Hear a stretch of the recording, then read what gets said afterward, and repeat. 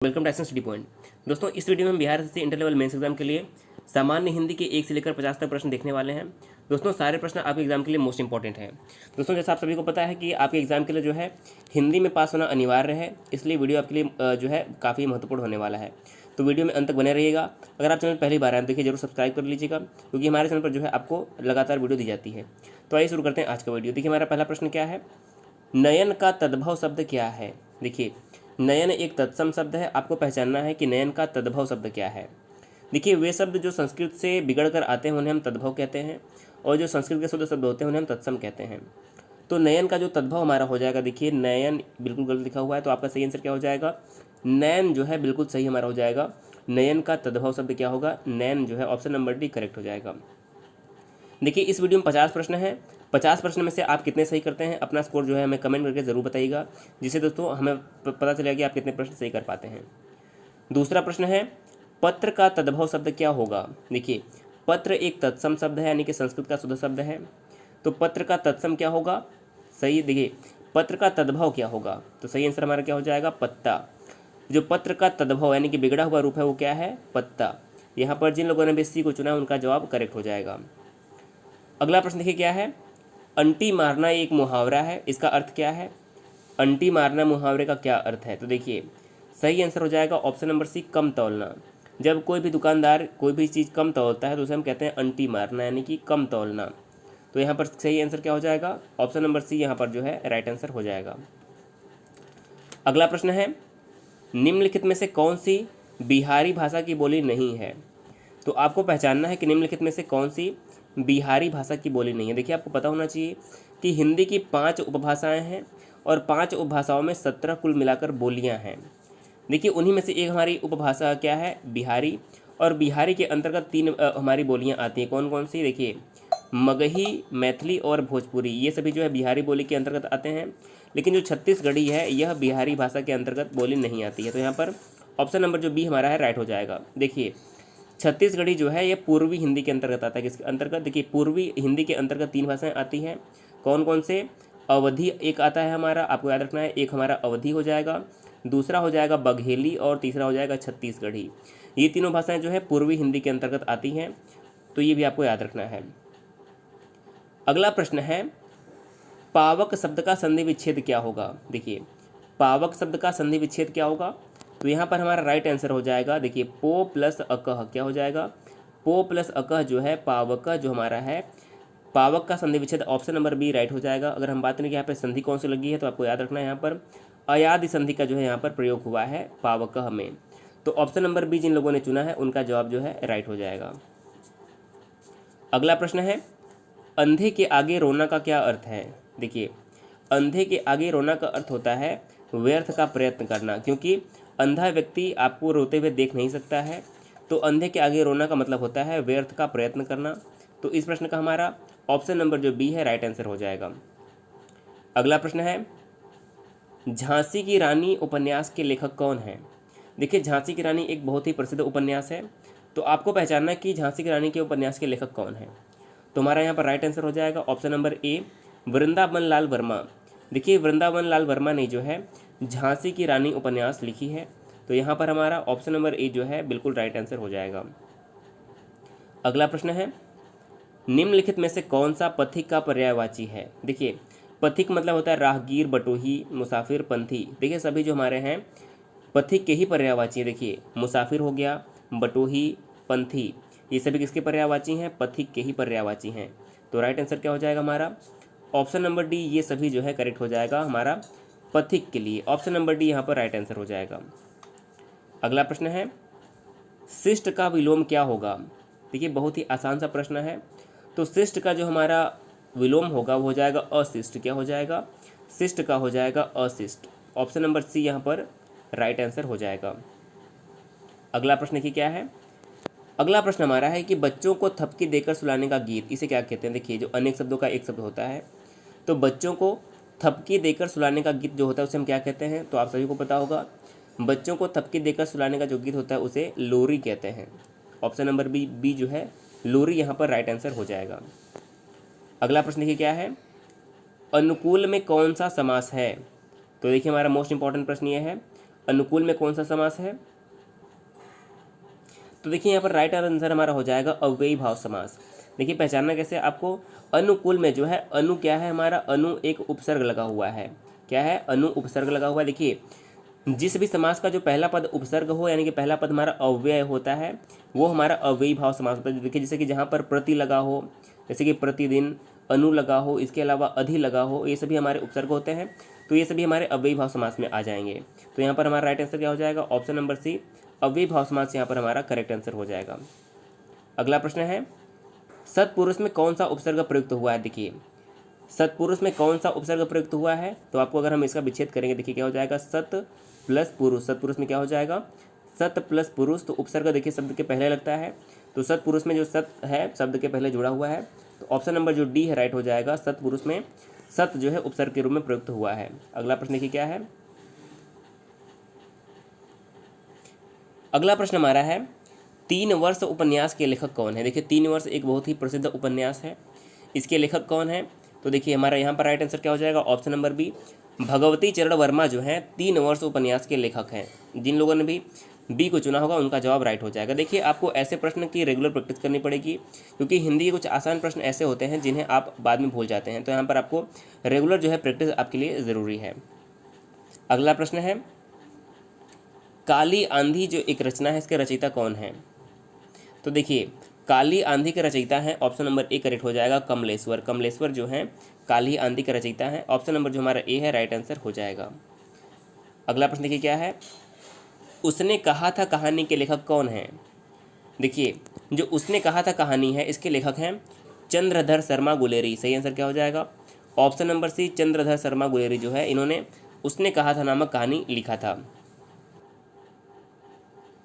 अगला प्रश्न देखिए क्या है, निम्नलिखित में से कौन सी समूहवाचक संज्ञा है? देखिए निम्नलिखित में से कौन सी समूहवाचक संज्ञा है? देखिए इंपॉर्टेंट प्रश्न है। तो देखिए पहला ऑप्शन क्या है, झुंड। झुंड भी समूहवाचक संज्ञा है, सभा भी समूहवाचक है और सेना भी समूहवाचक है। तो यहाँ पर हमारा राइट आंसर क्या हो जाएगा? देखिए झुंड, सभा और सेना ये सभी समूहवाचक संज्ञा है, तो हमारा ऑप्शन नंबर डी करेक्ट हो जाएगा। ऑप्शन नंबर डी ये सभी करेक्ट हो जाएगा। देखिए जहाँ पर भी किसी समूह का बोध हो, जैसे कि सेना हो गया, हमारा कोई भी दल हो गया, जैसे कि सभा हो गया, झुंड, ये सभी है जो है हमारे समूहवाचक संज्ञा के अंतर्गत आते हैं। अगला प्रश्न है, सरस्वती का पर्यायवाची निम्नलिखित में से कौन सा नहीं है? तो आपको पहचानना है कि निम्नलिखित में से सरस्वती का पर्यायवाची कौन सा नहीं है। तो देखिए पहला ऑप्शन क्या है, शारदा, ये सरस्वती का पर्यायवाची है। इंदिरा सरस्वती का पर्यायवाची नहीं है। भारती भी सरस्वती का पर्यायवाची है और वागेश्वरी भी जो है सरस्वती का पर्यायवाची है। तो राइट आंसर क्या हो जाएगा? सरस्वती का पर्यायवाची नहीं है इंदिरा। ऑप्शन नंबर बी जिन लोगों ने चुना है उनका जवाब बिल्कुल सही हो जाएगा। अगला प्रश्न है, निम्न में से कौन सूर्य का पर्यायवाची शब्द नहीं है? तो देखिए इन सभी में से सूर्य का पर्यायवाची कौन सा नहीं? देखिए खरांसु है, पतंग है, तिमरारी भी है, लेकिन जो हिमांशु ऑप्शन नंबर डी है, देखिए जो हिमांशु है सूर्य का नहीं बल्कि चंद्रमा का पर्यायवाची है। देखिए आपको ऐसे याद रखना होगा, हिम मतलब क्या होता है, बर्फ, हिमांशु मतलब बर्फ का अंश। देखिए जो हिम है, बर्फ हम मानते हैं कि जो चंद्रमा है बहुत ठंडा होता है, तो हिमांशु मतलब हम होता है हमारा चंद्रमा, हिम का अंश क्या है, चंद्रमा। तो हिमांशु आपको हमेशा याद रखना होगा, जहाँ पर हिम का नाम है वो हमारा हो जाएगा ऑप्शन नंबर डी, हिमांशु मतलब ये चंद्रमा का पर्यायवाची है। अगला प्रश्न है, कपटी का विपरीतार्थक शब्द क्या है? देखिए कपटी का विपरीतार्थक यानी कि विलोम हमारा क्या हो जाएगा, निष्कपट। कपटी का विलोम क्या हो जाएगा, निष्कपट हमारा जो है ऑप्शन नंबर सी यहाँ पर राइट हो जाएगा। कृतज्ञ का क्या होता है, कृतघ्न। देखिए कृतज्ञ का अगर हम पूछें विलोम क्या होता है, तो कृतज्ञ का जो हमारा विलोम होता है कृतघ्न होता है। अगला प्रश्न है, उदात्त का विपरीतार्थक शब्द क्या होगा, यानी कि विलोम क्या होगा? तो उदात्त का हो जाएगा अनुदात्त। ऑप्शन नंबर सी, उदात्त का क्या हो जाएगा, अनुदात्त जो है बिल्कुल राइट आंसर हो जाएगा, सी ऑप्शन करेक्ट हो जाएगा। अगला प्रश्न देखिए, इनमें कौन सही सुमिलित नहीं है? देखिए पहचानना है कि इनमें से कौन सही सुमिलित नहीं है। देखिए पहला ऑप्शन क्या दिया हुआ है, विवाद और विवादास्पद। देखिए जो विवाद और विवादास्पद है यह कुछ प्रकार के समानार्थी शब्द हैं। ऑप्शन नंबर बी क्या है, विजय पराजय देखिए विलोम है, विरह का मिलन विलोम है और मृदुल का कठोर विलोम है। देखिए ये तीनों एक जैसे दिख रहे हैं, लेकिन जो हमारा ऑप्शन नंबर ए है, विवाद का विलोम जो है विवादास्पद नहीं होगा। तो ऑप्शन नंबर जो हमारा ए यहाँ पर है सही सम्मिलित नहीं है। जिन लोगों ने भी ए को चुना है उनका जवाब राइट हो जाएगा। अगला उत्पन्न प्रश्न है, पसीने से उत्पन्न के लिए एक शब्द क्या प्रयुक्त होता है? देखिए, जो पसीने से उत्पन्न होता है उसे हम क्या कहते हैं? तो यहाँ पर हमारा सही आंसर हो जाएगा स्वेदज। देखिए, स्वेद मतलब होता है पसीना, आपको यहाँ पर याद रखना है। स्वेद मतलब होता है पसीना, और जब हम अगर लगा दें तो स्वेद से जन्मा हुआ क्या होता है? स्वेद से जन्मा हुआ स्वेदज, यानी कि ऑप्शन नंबर ए करेक्ट हो जाएगा। जलज क्या होता है? जल में जन्मा हुआ। जलज मतलब जल में जन्मा हुआ, जैसे कि कमल। अंडज मतलब क्या होता है? अंडे में जन्मा हुआ। तो यहाँ पर याद रखना है पसीने से उत्पन्न मतलब स्वेदज, यानी कि स्वेद से उत्पन्न हुआ। ऑप्शन नंबर ए यहाँ पर राइट हो जाएगा। अगला प्रश्न है, जो पहरा देता है के लिए एक शब्द क्या होगा? देखिए, अनेक शब्द के लिए एक शब्द में हमारा आ गया, तो जो पहरा देता है उसे हम प्रहरी कहते हैं। ऑप्शन नंबर बी क्या हो जाएगा? जो पहरा देता है उसे प्रहरी कहते हैं। ऑप्शन नंबर बी राइट हो जाएगा। अगला प्रश्न है, युग का निर्माण करने वाला के लिए एक शब्द क्या होगा? देखिए, युग का निर्माण करने वाला के लिए एक शब्द क्या होगा? तो यहाँ पर हमारा राइट आंसर हो जाएगा युग निर्माता। सही आंसर क्या हो जाएगा? युग का निर्माण करने के लिए युग निर्माता जो है हमारा सही हो जाएगा। ऑप्शन नंबर भी करेक्ट है। अगला प्रश्न, कहीं का नहीं रहना किस मुहावरे का अर्थ है? तो इसका सही आंसर क्या हो जाएगा? घर का न घाट का। देखिए, जो घर का न घाट का मतलब होता है कहीं का न रहना। यहाँ भी हमारा ऑप्शन नंबर बी राइट हो जाएगा। अगला प्रश्न है, दो टूक बात कहना का मुहावरे का सही अर्थ क्या होता है? देखिए, दो टूक बात कहना का अर्थ होता है स्पष्ट कह देना। क्या होता है? स्पष्ट कह देना, यानी कि जैसे कि आपने सुना होगा भारत ने चीन को दो टूक बात कह दी, तो भारत ने चीन को स्पष्ट रूप से कह दिया। तो ऑप्शन नंबर हमारा ए यहाँ पर है, दो टूक बात कहना मतलब स्पष्ट कह देना। अगला प्रश्न है, मुंह की खाना मुहावरे का सही अर्थ क्या है? तो देखिए, मुंह की खाना का मतलब होता है बुरी तरह हारना। आप कह सकते हैं कि चीन जो है भारत से चीन को भारत से मुंह की खानी पड़ी। क्या कह सकते हैं? चीन को जो है भारत से मुंह की खानी पड़ी। तो हम यहाँ पर हमारा क्या हो जाएगा? मुंह से खानी पड़ी, यानी कि बुरी तरह हारना पड़ा। ऑप्शन नंबर सी यहाँ पर हमारा राइट हो जाएगा। अगला प्रश्न देखिए क्या है, गर्दन उठाना मुहावरे का सही अर्थ क्या होता है? देखिए, गर्दन उठाना मुहावरे का सही अर्थ क्या होता है? तो यहाँ पर हमारा सही आंसर हो जाएगा प्रतिवाद करना। गर्दन उठाने का मतलब क्या होता है? जवाब देना या फिर प्रतिवाद करना। ऑप्शन नंबर ए हमारा यहाँ पर राइट हो जाएगा। अगला प्रश्न है, विष्णु प्रभाकर द्वारा रचित आवारा मसीहा किसकी जीवनी है? तो देखिए, बहुत ही प्रसिद्ध है आवारा मसीहा, और यह जीवनी है शरद चंद्र चट्टोपाध्याय। किसकी है? शरद चंद्र चट्टोपाध्याय की जीवनी है आवारा मसीहा। यहाँ पर हमारा राइट आंसर हो जाएगा ऑप्शन नंबर बी।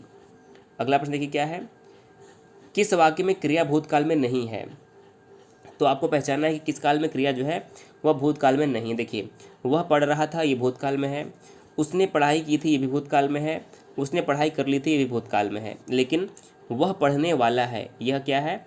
यह भविष्य काल में है। किस में है? वह पढ़ने वाला है, ये किस में है? भविष्यत काल में है। तो ऑप्शन नंबर सी यहाँ पर राइट हो जाएगा।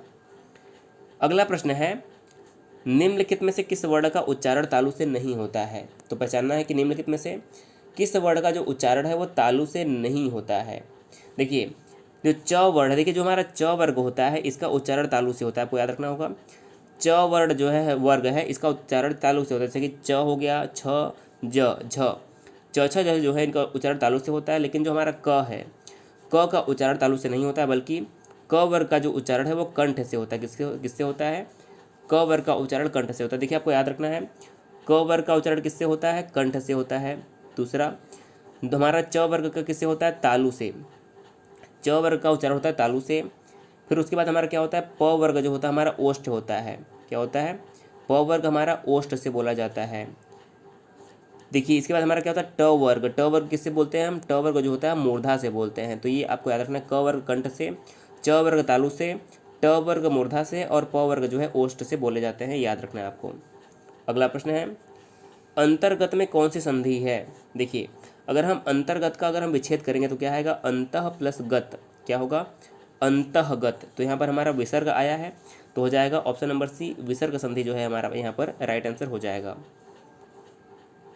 अगला प्रश्न है, तुलसीदास की रचना रामचरितमानस किस बोली की साहित्यिक रचना है? देखिए, रामचरितमानस एक महाकाव्य है, और यह किस भाषा में लिखा हुआ है? तो अवधी भाषा में लिखा हुआ है। ऑप्शन नंबर ए करेक्ट हो जाएगा। तुलसीदास की रामचरितमानस जो है अवधी में लिखित एक महाकाव्य है। अगर हम इसके अलावा तुलसीदास की अन्य रचना की बात करें, देखिए, कवितावली, गीतावली, दोहावली, बरवै रामायण, रामा के प्रश्नावली, बैराग संदीपनी, रामला नछू, ये सभी जो है तुलसीदास की अन्य प्रमुख रचनाएं हैं। अगला प्रश्न है, जिस समास का पहला पद विशेषण तथा दूसरा पद विशेष से होता है वह क्या होता है? देखिए, जिस समास का पहला पद विशेषण और दूसरा पद विशेष से होता है वो हमारा होता है कर्मधारय समास। ऑप्शन नंबर बी यहाँ पर क्या हो जाएगा, राइट हो जाएगा। क्या हो जाएगा, ऑप्शन नंबर बी राइट हो जाएगा। जैसे कि मृगनयनी, देखिए आपने सुना होगा मृगनयनी यानी कि मृग के समान नयन वाले, तो ये हमारा क्या हो जाएगा, कर्मधारय समास। अगर हम बाकी देखें, देखिए द्वंद्व समास में क्या होता है, द्वंद्व समास में प्रथम पद तथा उत्तर पद दोनों प्रधान होते हैं और इसके बीच में और का लोप होता है, जैसे कि राजा और प्रजा, सुख और दुख, रात और दिन, ये सभी हमारे द्वंद्व समास हो गए। अव्ययी भाव समास में क्या होता है, पहला पद अव्यय होता है और प्रधान होता है, जैसे कि प्रतिदिन, अनुसार, इस प्रकार से जो शब्द होते हैं अव्ययी भाव समास होते हैं। द्विगु में क्या होता है, पहला पद जो होता है संख्यावाचक होता है। द्विगु समास में पहला पद संख्यावाचक होता है, जैसे कि त्रिभुवन, तीन भवनों का समूह, इस प्रकार से जो होते हैं हमारे द्विगु समास होते हैं। तो आपको सभी समास याद रखने हैं। अगला प्रश्न है, शिष्टमंडल कौन सी संज्ञा है। देखिए शिष्टमंडल जो है यह समूहवाचक संज्ञा, क्योंकि शिष्टमंडल जो होता है यानी कि एक समूह है, शिष्ट का मंडल है। ऑप्शन नंबर बी यहाँ पर क्या हो जाएगा, समूहवाचक संज्ञा का राइट आंसर हो जाएगा। अगला प्रश्न देखिए क्या है, पीली साड़ी दुकान से खरीदी है, इस वाक्य में विशेषण तथा विशेष क्या है। देखिए विशेषण वह होता है जिसका जिस जो हम विशेषता बताते हैं, और विशेषण वो होता है जिसकी हम विशेषता बताते हैं। देखिए पीली साड़ी, देखिए साड़ी यहाँ पर क्या है, साड़ी यहाँ पर है विशेष्य। देखिए विशेष वो होता है जिसको हम विशेषण देते हैं। पीली यहाँ पर क्या है, विशेषण है। पीली यहाँ पर हमारा क्या है, पीली विशेषण हो जाएगा और साड़ी विशेष्य हो जाएगा। तो यहाँ पर हमारा सही क्या हो जाएगा, ऑप्शन नंबर ए पीली और साड़ी। देखिए विशेषण हमारा क्या है, पीली, और विशेष क्या है, साड़ी। तो यहाँ पर हमारा ऑप्शन नंबर ए जो है राइट हो जाएगा। अगला प्रश्न है, निम्नलिखित में से कौन सा शब्द शुद्ध है। देखिए प्रशस्त में पहचाना है कौन सा शब्द शुद्ध है। तो देखिए जो प्रशस्त है वो शुद्ध रूप से इस प्रकार लिखा जाता है। कैसे लिखा जाता है, प्रशस्त। ऑप्शन नंबर ए हमारा यहाँ पर प्रशस्त का बिल्कुल राइट हो जाएगा। प्रशस्त का शुद्ध रूप वर्तनी की दृष्टि से ऑप्शन नंबर हमारा जो ए है करेक्ट हो जाएगा। अगला प्रश्न देखते हैं। देखिए क्या तुमने रोटी खाई, यह किस प्रकार का वाक्य है। देखिए क्या तुमने रोटी खाई यह प्रश्नवाचक वाक्य है। ऑप्शन नंबर ए राइट हो जाएगा। क्या तुमने रोटी खाई यह एक प्रश्नवाचक वाक्य है। अगला प्रश्न है, वह वस्तु जिसके आर पार न देखा जा सके। देखिए वह वस्तु जिसके आर पार देखा जा सके उसे हम बोलते हैं पारदर्शी। पारदर्शी मतलब आर पार देखा जा सके। अगर हम इसे में अ लगा दें यानी कि अपारदर्शी यानी कि आर पार न देखा जा सके, तो यहाँ पर हमारा क्या हो जाएगा, जिसके आर पार न देखा जा सके उसके लिए अपारदर्शी शब्द का प्रयोग होता है। ऑप्शन नंबर ए यहाँ पर राइट हो जाएगा। अगला प्रश्न है, शिकारी ने बाघ मारा, इस वाक्य में किस कारक के परसर का प्रयोग हुआ है। देखिए शिकारी ने बाघ को मारा, इसका अगर हम देखेंगे तो क्या हुआ है, शिकारी ने बाघ को मारा, तो कारक क्या हो जाएगा, कर्ता ने कर्म को, कर्म में हमारा को कारक आता है। देखिए शिकारी ने बाघ को मारा, ऑप्शन नंबर ए कर्म कारक जो यहाँ पर है राइट आंसर हो जाएगा। अगला प्रश्न है, मिठास शब्द में किस प्रत्यय का प्रयोग हुआ है। तो देखिए अगर हम मिठास का विच्छेद करेंगे तो क्या आ जाएगा, मिठ प्लस आस। क्या होगा, मिठ प्लस आस, और प्रत्यय क्या है, शब्द के पीछे जुड़ता है, तो मिठास में जो है आस प्रत्यय का प्रयोग हुआ है। ऑप्शन नंबर यहाँ पर बी जो है राइट हो जाएगा। अगला प्रश्न देखिए क्या है, जी नहीं भरना मुहावरे का सही अर्थ क्या है। जी नहीं भरना मुहावरे का सही अर्थ क्या है, तो यहाँ पर हो जाएगा ऑप्शन नंबर सी, संतोष न होना मतलब जी न भरना। सी ऑप्शन जिन लोगों ने चुना है उनका जवाब बिल्कुल राइट हो जाएगा। अगला प्रश्न देखिए क्या है, जानबूझकर मुसीबत में पड़ना किस मुहावरे का सही अर्थ है। तो देखिए जानबूझकर मुसीबत में पड़ना का सही अर्थ होता है आग में कूदना। क्या होता है, आग में कूदना, मतलब कि जानबूझकर मुसीबत में पड़ना। ऑप्शन नंबर ए यहाँ पर राइट हो जाएगा। अगला प्रश्न देखिए क्या है, मुगल जो है किस भाषा का शब्द है। तो देखिए जो मुगल है यह किस भाषा का शब्द है, करेक्ट आंसर हो जाएगा तुर्की। देखिए जो मुगल है यह तुर्की भाषा का एक शब्द है, तो यहाँ पर ऑप्शन नंबर बी हमारा राइट हो जाएगा। अगला प्रश्न है, हिंदी शब्द का प्रयोग सर्वप्रथम किस भाषा की रचना में हुआ। यानी कि जो हमारी हिंदी भाषा है इसका सर्वप्रथम प्रयोग किस भाषा की रचना में हुआ, तो इसका बिल्कुल राइट आंसर हो जाएगा फारसी भाषा की रचना में। देखिए जो हिंदी का सबसे पहले प्रयोग है वह फारसी भाषा की रचनाओं में हुआ था, तो आपका याद रखना होगा ऑप्शन नंबर जो डी है करेक्ट हो जाएगा, फारसी। अगला प्रश्न है, परिवार की संज्ञा का उदाहरण है। तो देखिए जो परिवार होता है यह समूहवाचक संज्ञा का उदाहरण किसका, परिवार समूहवाचक संज्ञा का उदाहरण है। ऑप्शन नंबर डी राइट हो जाएगा। अगला प्रश्न देखिए क्या है, यशोदा हरि पालने झुलावे, हलरावे दुलरावे, मल्हावे जोई जोई कछु गावे। तो देखिए यहाँ पर साफ साफ दिख रहा है यशोदा हरि पालने में, यानी कि जो यशोदा है वो हरि यानी कि कृष्ण को पालने में झुला रही हैं, तो यहाँ पर स्पष्ट रूप से जो है वात्सल्य रस हो जाएगा। देखिए यहाँ पर क्या हो जाएगा, वात्सल्य रस जो है करेक्ट आंसर यहाँ पर हो जाएगा इस प्रश्न में। और आज का हमारा अंतिम प्रश्न है, निम्न में से कौन सा शब्द शुद्ध है? तो देखिए ज्योतिर्मय लिखना है हमें। तो देखिए यहाँ पर सही आंसर क्या हो जाएगा, ज्योतिर्मय का जो हमारा शुद्ध रूप होगा, अगर हम लिखें तो आपको देखिए लिख कर प्रयास करिए। ज्योतिर्मय का शुद्ध रूप होगा हमारा कुछ इस प्रकार से। ऑप्शन नंबर जो सी है, ज्योतिर्मय का जो रूप है वर्तनी की दृष्टि से बिल्कुल सही है, तो ऑप्शन नंबर सी जिन लोगों ने चुना उनका जवाब राइट हो जाएगा। तो देखिए दोस्तों, इस वीडियो में हमने आपको हिंदी के 50 प्रश्न दिए जो कि आपके एग्जाम के लिए मोस्ट इंपॉर्टेंट थे। आपने 50 में से कितने प्रश्न सही किए हमें कमेंट करके जरूर बताइएगा दोस्तों। अगर आप चैनल पहली बार आए तो चैनल को जरूर सब्सक्राइब कर दीजिएगा, बेल आइकन को प्रेस कर दीजिएगा। अगर वीडियो आपको पसंद आया हो तो आपके जितने भी स्टडी रिलेटेड फेसबुक और व्हाट्सएप ग्रुप में वीडियो को जरूर शेयर करिएगा, जिससे अधिक से अधिक लोगों तक दोस्तों पहुंच पाए। देखिए हम आपके लिए यानी कि Bihar SSC inter level mains exam के लिए दोस्तों हम लगातार आपके लिए वीडियो लाते रहते हैं और आपके लिए दोस्तों हम लगातार मेहनत कर रहे हैं। इसलिए दोस्तों आपको इतना करना है कि आप वीडियो को अधिक से अधिक शेयर जरूर करिए और वीडियो कैसा लगता है आपको हमें ज़रूर बताइएगा। अगर आपको देखिए किसी और प्रकार की वीडियो चाहिए तो भी हमें कमेंट करिएगा, हम आपको जरूर प्रयास करेंगे कि वैसी वीडियो दिए जाए। वीडियो देखने के लिए बहुत बहुत धन्यवाद।